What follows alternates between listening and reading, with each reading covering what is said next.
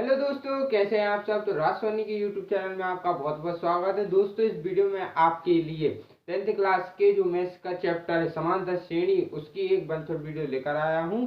यदि आपको वीडियो अच्छी लगे तो इसे लाइक कीजिए और चैनल को सब्सक्राइब करना बिल्कुल मत भूलिए। तो चलिए हम शुरुआत करते हैं, क्योंकि आप सबको पता है कि आपके जो बोर्ड एग्जाम्स है वो बिल्कुल भी पास है। आपको इस समय बहुत ही कम समय मिल रहा है, तो उस समय आपको क्या करना है कि जो चैप्टर आपने नहीं पढ़े हैं तो उनको जल्दी से आप वन शॉट के द्वारा देखते जाइए और उनको रिवाइज कर। तो मैं आज आपके लिए शुरू करता हूँ। सबसे पहले हम बेसिक डेफिनेशन पर जाते हैं। समांतर श्रेणी क्या होती है, किस तरह बनती है।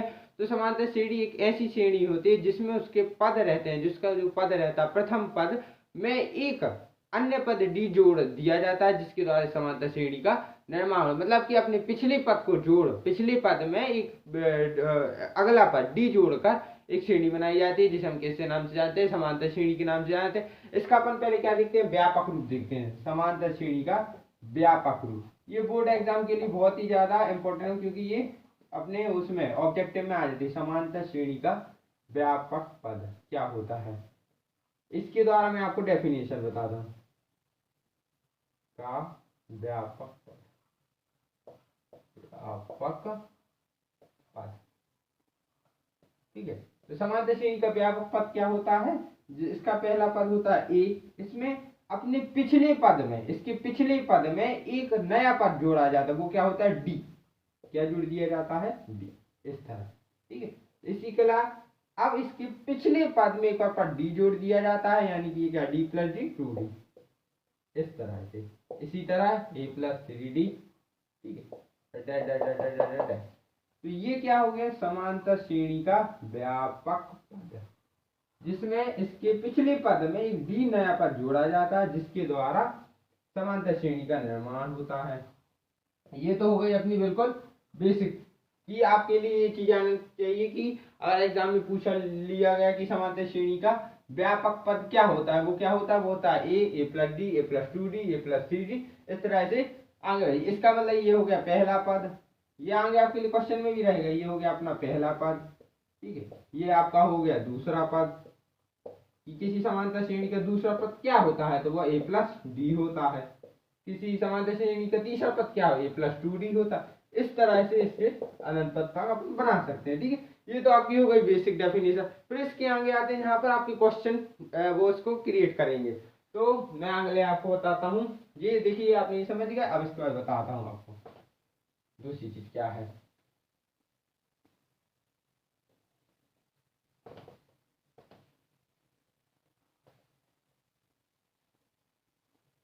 उसी में मैं आपको ए बताऊंगा, उसी में एन बताऊंगा। अब लिखेंगे समांतर श्रेणी का एनवा पद। क्या लिखेंगे, समांतर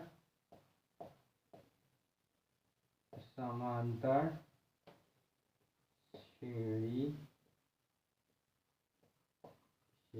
का एनवा पद। किसी समांतर श्रेणी का एनवा पद क्या होता है, तो वो होता है ए एन बराबर, क्या होता है, ए प्लस एन माइनस 1 इंटू क्या होता है, डी होता है, ठीक है। इसी में मैं बताऊंगा आपके लिए ये ए क्या होता है। ए होता है अपना प्रथम पद, यानी कि क्या होता है, पहला पद। डी क्या होता है अपना, ये होता है सार्वंतर, सार्वंतर।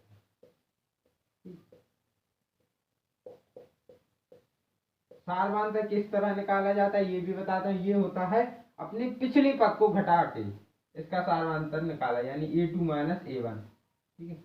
इस तरह से यदि किसी समांतर श्रेणी का पहला पद a1 मान लीजिए, दूसरा पद a2 a3 इस तरह मानेंगे, तो इसका d किस तरह निकलेगा, a2 में से, मतलब कि आपको दूसरे पद में से पहला पद घटाना है। ये माइनस प्लस दोनों में हो सकता है, क्या हो सकता है, प्लस माइनस में हो सकता है, ठीक है। जरूरी नहीं कि ये वो माइनस में आ तो नहीं होगा, नहीं नहीं, ऐसा कुछ नहीं है, सार्वंतर हो सकता है। एन क्या होता है, पद की संख्या। कौन सा पद है, पद की संख्या है, कौन सा वाला पद है, ठीक। इस तरह से तो समांतर श्रेणी का एन पद क्या होगा, a n equal to a plus n minus 1 into d होगा, ठीक है। और इसके बाद एक और है, दो तीन चीजें और है इसमें, मैं एक और बताता हूँ आपके लिए। मैं इसको रहने, इसको मिटा दीजिए तो समझ ही गए होंगे आप। ठीक है, समांतर श्रेणी के, अपन इसको शुरू कर, समांतर श्रेणी के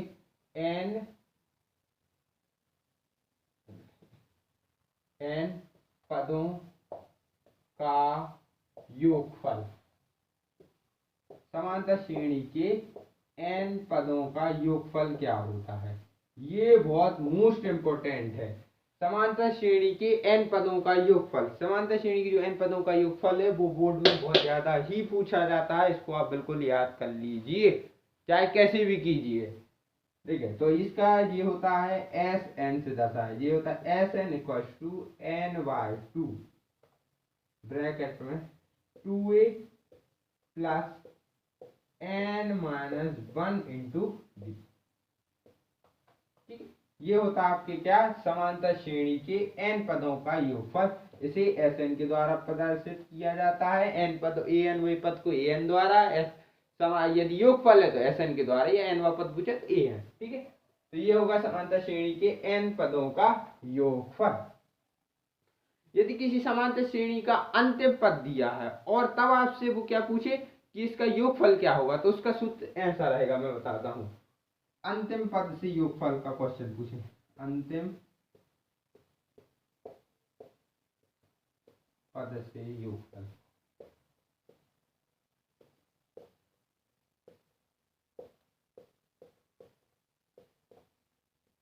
देखिए इसमें आपको ऐसे मैंने बता दिया है, ये आपको पता ही, प्रथम पद n पदों की संख्या है, डी क्या होता है, सार्वंतर होता है, जो दूसरे पद में से पहले पद को घटाने से।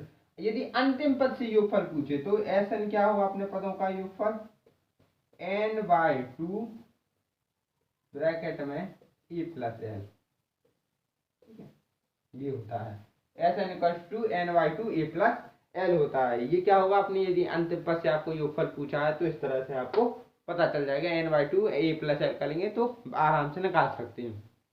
ठीक है, ये बिल्कुल इतना ही था, इसी पर पूरा आपका चैप्टर बनाओ। बिल्कुल बहुत आसान क्वेश्चन है, यदि आप ये चीज समझ गए हैं, आपको ए पता है, एन पता है, डी पता है, एस एन पता है, ए एन पता है, तो कोई भी क्वेश्चन आज आप ऐसे ही आराम से कर लेंगे। ठीक है, तो मैं आपको 2-3 क्वेश्चन भी करा के बताता हूँ, बेसिक बेसिक बिल्कुल।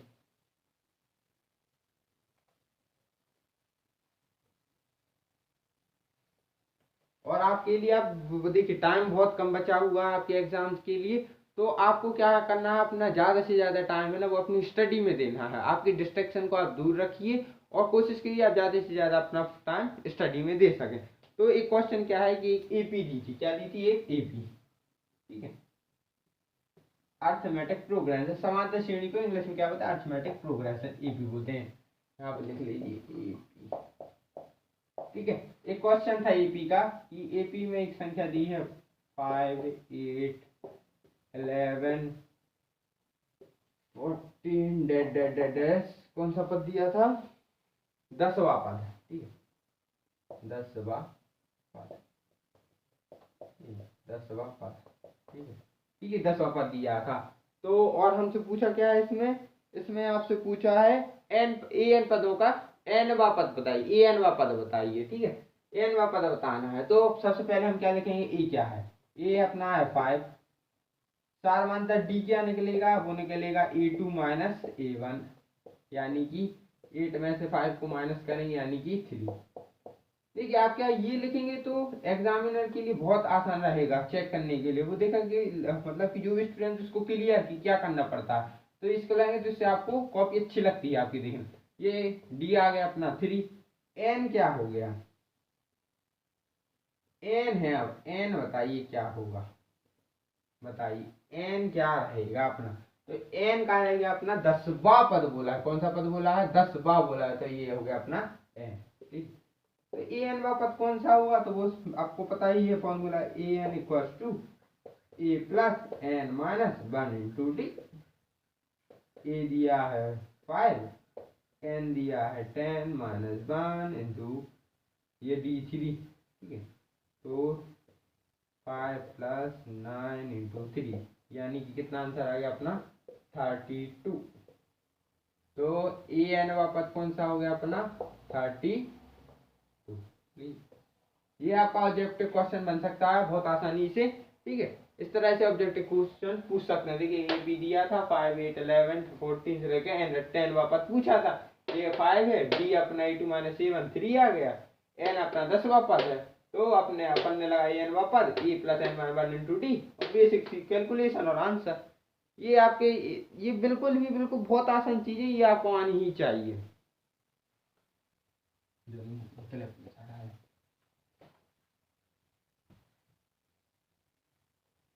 एक और क्वेश्चन है आपका कि आपको दिया था d बराबर -4, ठीक है, और n बराबर 7, n बराबर क्या हो गया 7 हो गया, an बराबर 4 एंड a बराबर आपको निकालना है, ठीक है। ये आपका बेसिक क्वेश्चन बहुत ही ज्यादा, तो an = a + n - 1 × d, ठीक है। an क्या हो गया 4, a हो गया कितना निकालना है, ठीक है, n 7 - 1 × -4, तो 4 = a प्लस ये हो गया 6 - 4 यानी -24 यानी ये कितना आ गया 28, ठीक है। ये इस तरह से आपके बेस। एक मैं लास्ट और डिफिकल्ट थोड़ा क्वेश्चन कराता हूँ जो आपके लिए अच्छा लगेगा, क्वेश्चन का आप जरूर देखिए, ठीक है। वो क्वेश्चन मैं अभी आपको स्क्रीनशॉट में दिखा देता हूँ।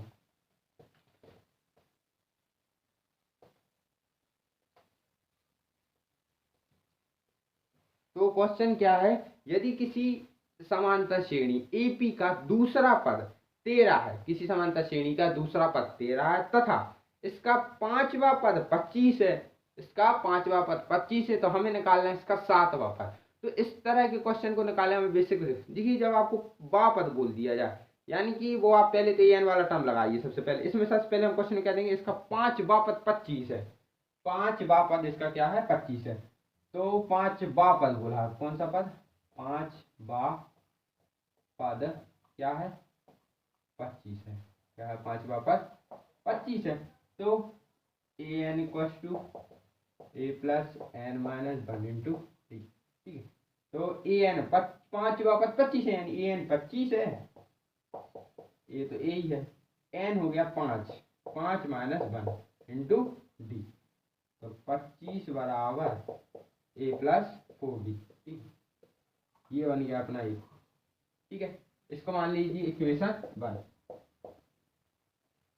अब दूसरा क्या लिखा है उसमें कि AP का दूसरा पद 13 है, इसका दूसरा पद क्या है 13।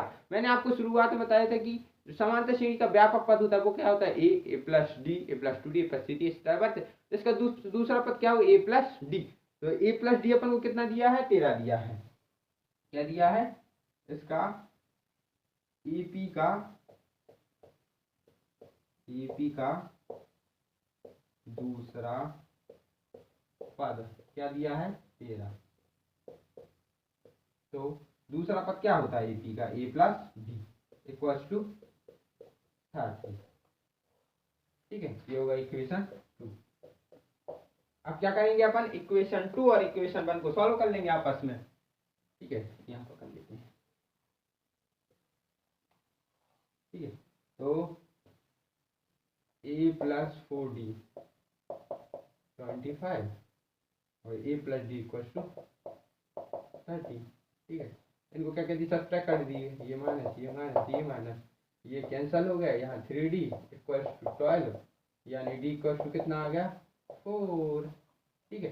तो e कितना आया, d को 4 इधर रखिए, a आ गया 9, ठीक है। ए अब उन्होंने क्या पूछा अपन से क्वेश्चन में, सातवां पद बताइए, सातवां पद बताना है, तो उसमें n कितना 7 हो गया, a d मिली गया अपन को, तो an = a + n - 1 × d, an अपन को निकालना है, a दिया है 9, n दिया है 7 - 1 × d 4, तो 9 + 6 24, कितना हो गया 30।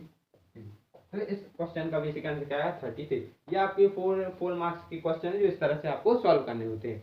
यदि आपको वीडियो अच्छी लगे तो इसे लाइक कीजिए और इसे ज़्यादा से ज़्यादा शेयर कीजिए, क्योंकि जो भी स्टूडेंट 10th बोर्ड एग्जाम देने वाले हैं इस बार, तो उनके लिए ये वीडियो बहुत ही ज़्यादा यूजफुल रहे।